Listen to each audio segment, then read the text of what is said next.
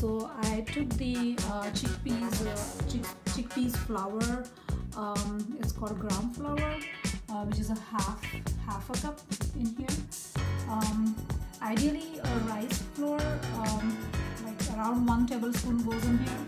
I don't have that, so I'm going to add some enriched all-purpose flour, which we call as maida.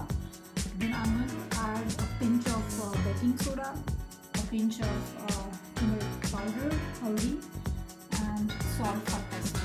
I'm going to add the water and going to make it. So this is the consistency for the coating, and I'm going to keep this aside for 10 minutes. So ready, it's basically the mixture of the gram flour, chickpeas flour, a little bit of all-purpose flour, salt, turmeric powder, and a pinch of baking soda. We are going to try today the potato dumplings. So I have, or we also call it as Batata Bhajji. So I have the thinly sliced potatoes. I'm basically going to put them in here. I have the hot oil in here, which I'm going to deep fry them. Thin sliced potatoes in the gram flour, chickpeas flour batter.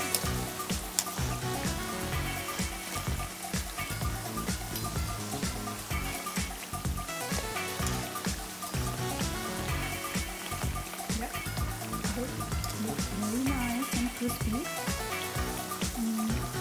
Almost a minute I'm going to take it. I don't want them too brown. There you go. The sliced potato dumpling is ready now. It's very good for the afternoon snack with your tea and coffee. Thanks for watching.